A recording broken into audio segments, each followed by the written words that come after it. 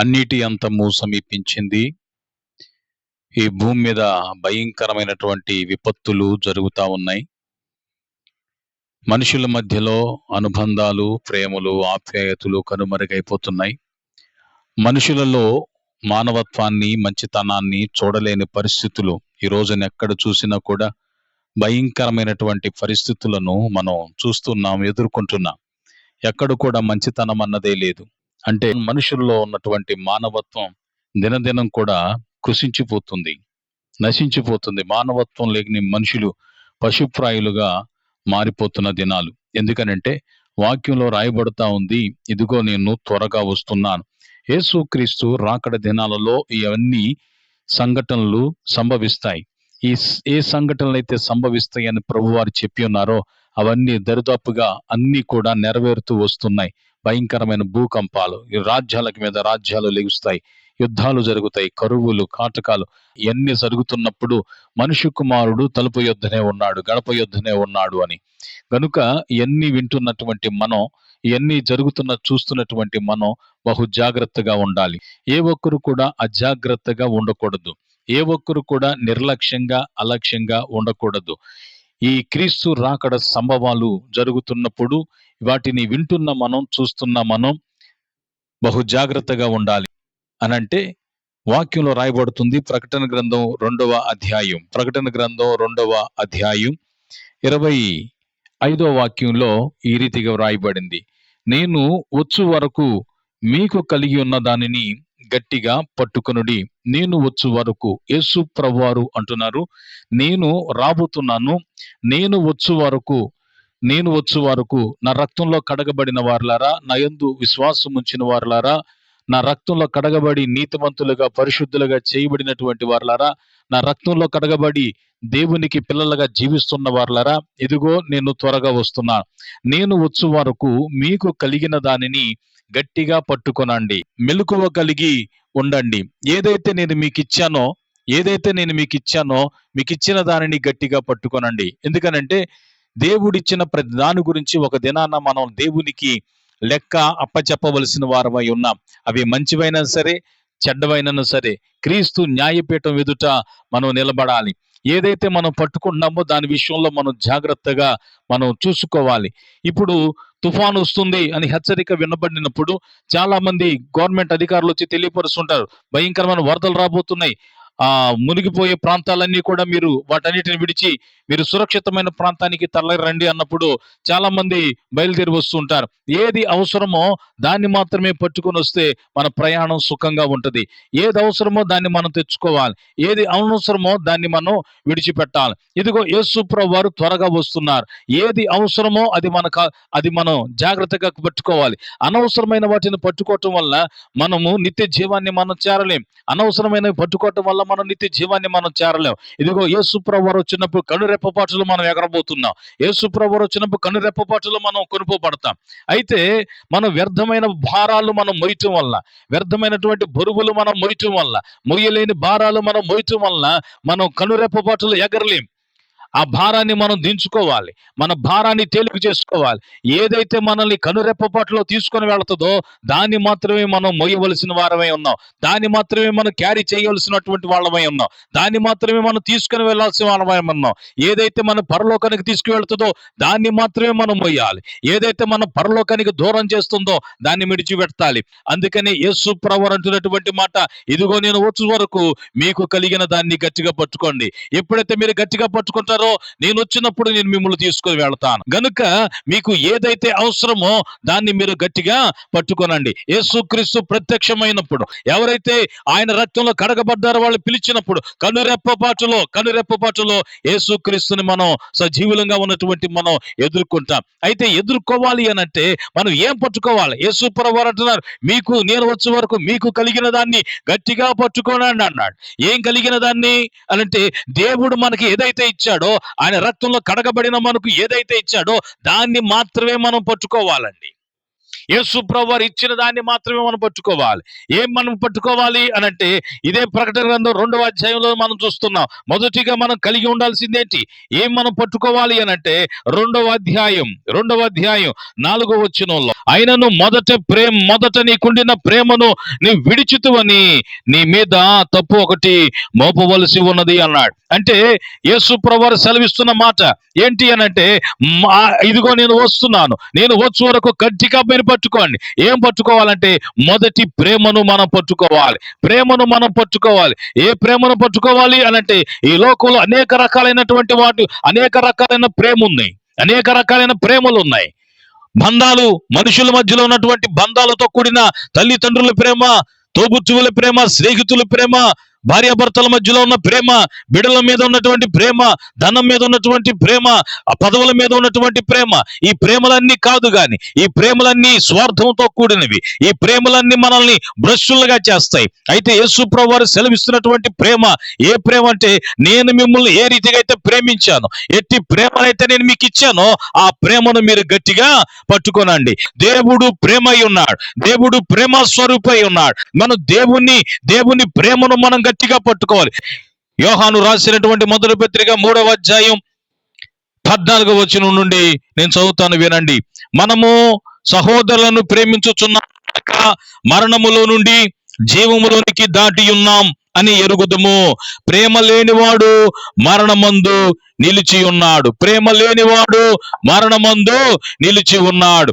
లేఖనంలో రాయబడుతున్నటువంటి మాట ఏంటి అనంటే, మనము సహోదరులను ప్రేమించుచున్నాము గనక, ప్రేమను మనం కలిగి ఉన్నాము గనక. ఏ ప్రేమ?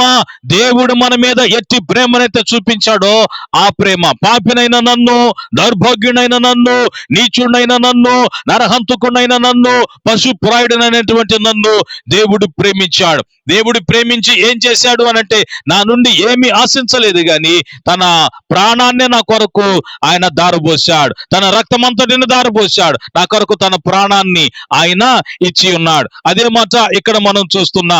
మనము దేవుని ప్రేమను మనం కలిగి ఉండాలి. ఒక పాపిగా ఉన్న నన్ను దేవుడు ఎలాగైతే ప్రేమించాడో ఆ ప్రేమను నేను కలిగి ఉండి, ఆయన ప్రేమ నేను పొందుకున్నాను.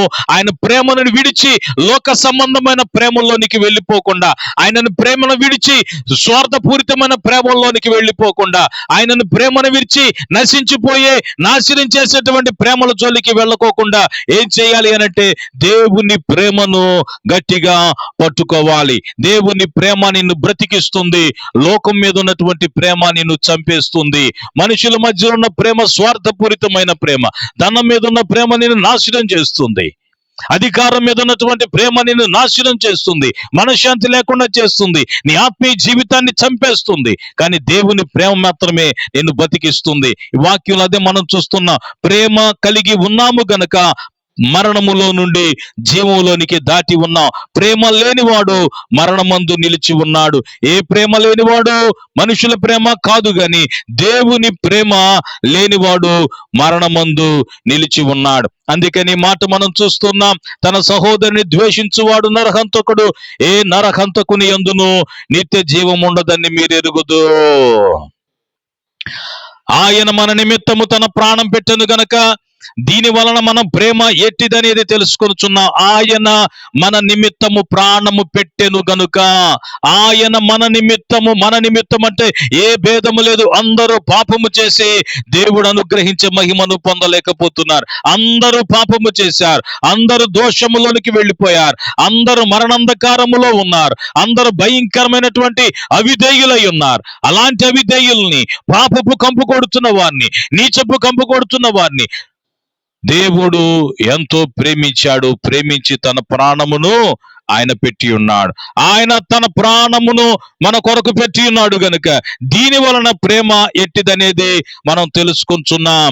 ప్రేమ అంటే ఏంటి అనంటే, దేవుడు మన కొరకు, అయోగ్యులనైన నా కొరకు ఆయన తన ప్రాణమును పెట్టాడు, నీచుడనైన నా కొరకు ఆయన తన ప్రాణమును పెట్టాడు. మనము కూడా సహోదరుల నిమిత్తము మన ప్రాణములను పెట్టబద్దులమై ఉన్నాం. అదేనండి, ఏ ప్రేమ మనం కలిగి ఉండాలి అంటే, మన సహోదరుల నిమిత్తము మన ప్రాణమును పెట్టబద్దులమై ఉన్నాం. ఈ లోకం ప్రేమ ప్రాణాలు తీస్తుంది, కానీ దేవుని ప్రేమ ప్రాణం పెట్టేటట్లు చేస్తుంది. ప్రాణం పెట్టేటట్లు చేస్తుంది. ఈ వాక్యంలో చూస్తున్నాం, అందరినీ మనం ప్రేమిస్తున్నాం. అందరినీ మనం ప్రేమిస్తున్నాం. దేవుడు అందరినీ ఒకేలాగా ప్రేమించాడండి. దేవుని ప్రేమలో స్వార్థము లేదు. దేవుని ప్రేమలో ఏం లేదండి? స్వార్థము లేదు. ఈ రోజున మనుషుల మధ్యలో ప్రేమలు చూస్తుంటే మతాలను బట్టి ప్రేమిస్తారు, కులాలను బట్టి ప్రేమిస్తారు, ప్రాంతాలను బట్టి ప్రేమిస్తారు, హోదాలను బట్టి ప్రేమిస్తారు, వారికి ఉన్నటువంటి అందాన్ని బట్టి ప్రేమిస్తారు, వారికి ఉన్నటువంటి ధనాన్ని బట్టి ప్రేమిస్తారు. కానీ దేవుడు అలా ప్రేమించలేదు. ఏ విధమైనటువంటి పక్షపాతము లేనివాడు దేవుడు. పక్షపాతము లేనివాడే దేవుడు. పక్షపాతం ఉన్నవాడు దేవుడు కాదు. దేవుడు అందరినీ ఒకేలాగా పుట్టించాడు. అందరిని దేవుడు ఒకేలాగా పుట్టించాడు. అందరిని దేవుడు యథార్థవంతులుగా పుట్టించాడు. అందరినీ ఒకేలాగా పుట్టించిన వాడు దేవుడు. దేవుడు అందరినీ ప్రేమిస్తున్నాడు. ఇది గుర్తుపెట్టుకోండి. దేవుడు అందరినీ ప్రేమిస్తున్నాడు. నీకు కలిగిన ప్రేమ, ఏ ప్రేమతో అయితే నువ్వు ప్రేమించబడ్డావో అదే ప్రేమని అందరి ఎడల నువ్వు కలిగి ఉండాలి. ఈ ప్రేమను మనం గట్టిగా పట్టుకోవాలి. నీ ప్రేమలో పక్షపాతం ఉంది. ప్రాంతాన్ని బట్టి నువ్వు ప్రేమిస్తే నీ ప్రేమలో పక్షపాతం ఉంది. మనుషులను బట్టి ప్రేమిస్తే నీ ప్రేమలో పక్షపాతం ఉంది. నీ ప్రేమలో వ్యత్యాసము, తారతమ్యాలుంటే నీ ప్రేమలో పక్షపాతం ఉంది. నీ ప్రేమ పక్షపాతపు ప్రేమ కాబట్టి నీ ప్రేమలో జీవము లేదు. జీవము లేదు గనక, నీ ప్రేమ లేదు గనక, అందరినీ ఒకేలాగా నువ్వు ప్రేమించలేవు గనక నీవు మరణమందు నిలిచి ఉన్నావు. మరణమందు నిలిచి ఉన్నావు. ఈ వాక్య భాగంలో మనం చూస్తున్నాం, దేవుడు ప్రేమ అయి ఉన్నాడు. అందరినీ ఒకేలాగా ప్రేమించాడు. ఒక్కొక్కరిని ఒకలాగా ప్రేమించిన వాడు కాదు ఆయన. నేను ప్రకటిస్తున్న యేసు భూమి మీద ఉన్న అందరినీ, ఏ స్థితిలో ఉన్నా అందరినీ, ఎలాంటి పరిస్థితుల్లో ఉన్నా అందరినీ, ఎంత ఘోర పాపి అయినా అందరినీ ఆయన ప్రేమిస్తున్నాడు. ఇదే ప్రేమ నన్ను కూడా కలిగి ఉంటుమన్నాడు. ఇదే ప్రేమ నిన్ను కూడా కలిగి ఉండమన్నాడు. ఆయన వచ్చినప్పుడు నువ్వు ఎలాంటి ప్రేమను కలిగి ఉండాలంటే, ఏం పట్టుకోవాలంటే, దేవుడు నిన్ను ఎలాగైతే ప్రేమించాడో అదే ప్రేమ అందరి ఎడల నువ్వు చూపించాలి. ఈ ప్రేమను బట్టే అనేక మంది మిషనరీలు మన భారతదేశానికి వచ్చారు. ఇదే ప్రేమ కలిగి అనేక మంది మిషనరీలు భారతదేశానికి వచ్చి అనేక మందికి దేవుని ప్రేమను చూపించి పరిచయం చేశారు. అందుకని ఈ రోజున భారతదేశంలో అనేక మంది క్రీస్తును ప్రేమను కలిగి క్రైస్తవులయ్యారు. ఏమండి? క్రీస్తు ప్రేమను కలిగి క్రైస్తవులయ్యారు. నిజమైన ప్రేమను కలిగి జీవిస్తున్నటువంటి వారిని స్వార్థపూరితమైనటువంటి వాళ్ళు అనేక రకాలుగా హింసిస్తున్నారు. ఎందుకంటే వారిలో ప్రేమ లేదు. వాళ్ళు మరణమందు నిలిచి ఉన్నారు. తన సహోదరుని ద్వేషించువాడు మరణమందు నిలిచి ఉన్నాడు. దేవుడు నన్ను ఎలా ప్రేమించాడో భూమి మీద ఉన్న అందరినీ అలాగే ప్రేమిస్తున్నాడు. యేసుక్రీస్తు భూమి ఎందంతట ఉన్న సమస్త మానవాళికి ఆయన మాత్రమే ప్రభు. ఎందుకు ఈ మాట గట్టిగా చెప్పగలుగుతున్నానంటే, ఆయన పక్షపాతముగా లేడు. ఆయనలో పక్షపాతము లేదు. ఆయన నన్ను తనలాగా ఉండటానికి, తన పోలికలో, తన స్వరూపములో, తన వలె ఉండటానికి ఆయన నన్ను చేశాడు. నేను ఎలా ఉన్నానో దేవుడు అలా ఉన్నాడు. ఆయన ఎలా ఉన్నాడో ఆయన నన్ను అలా చేశాడు. అందుకనే నేను ఆయన బిడ్డనయ్యాను. నేను ఆయన బిడ్డనయ్యాను. క్రైస్తవుణ్ణి, క్రీస్తు యేసు బిడ్డని. ఎందుకంటే ఆయన ఎలా ఉన్నాడో ఆయన నన్ను అలాగే చేశాడు. నేనే ప్రాంతపు వాడినైనా ఆయన నన్ను చేసి ఉన్నాడు. నేను ఎవరి బిడ్డని? దేవుని బిడ్డని. కాకపోతే నా అజ్ఞానం వల్ల, నా మూర్ఖత్వం వల్ల, నా శరీరంలో రేగుతున్న ఇచ్చలను బట్టి నేను తప్పిపోయానే తప్ప, నేను దేవునికి దూరం అయిపోయాను తప్ప, నాకు నేను అనేకమైన వాటిని కల్పించుకొని నేను దేవునికి దూరం అయిపోయాను తప్ప, ఆయన దేవుడు, యేసుక్రీస్తు దేవుడు అలాగే ఉన్నాడు. ఆయన నిన్నెలా ఉన్నాడో ఈ రోజు అలా ఉన్నాడు, ఈ రోజు ఎలా ఉన్నాడో రేపు అలాగే ఉంటాడు. ఆయన ఎన్నటికీ మారే దేవుడు కాదు. మారే దేవుడు కాదు. ఆయన తన వలె ఉండటానికి నన్ను చేశాడు. నేనే మారిపోయాను. నా బుద్ధి మారిపోయింది, నా గుణం మారిపోయింది, నా ఆలోచన మారిపోయింది. మారిపోయి నేను పాపము చేశాను. పాపినైనా తన బిడ్డను గనక ఆయన నన్ను ప్రేమించాడు. నువ్వు పాపివైతే ఆయన నిన్ను ప్రేమిస్తున్నాడు. ఆయన నిశ్చయముగా ఆయన నిన్ను ప్రేమిస్తున్నాడు. సర్వలోక మానవాళిని ఆయన ప్రేమిస్తున్నాడు. అందరినీ ఒకేలాగా చూస్తున్నాడు. అందరినీ ఒకేలాగా చేశాడు. అందరినీ ఒకేలాగా చేశాడు. ఆయన నిన్ను ప్రేమిస్తున్నాడు.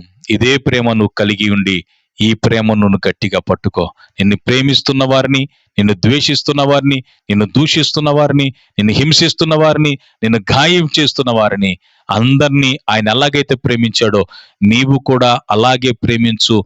ఆ ప్రేమను నీవు కలిగి ఉండు. దేవుని ప్రేమను గట్టిగా పట్టుకొనుము. దేవుని ప్రేమను గట్టిగా పట్టుకో.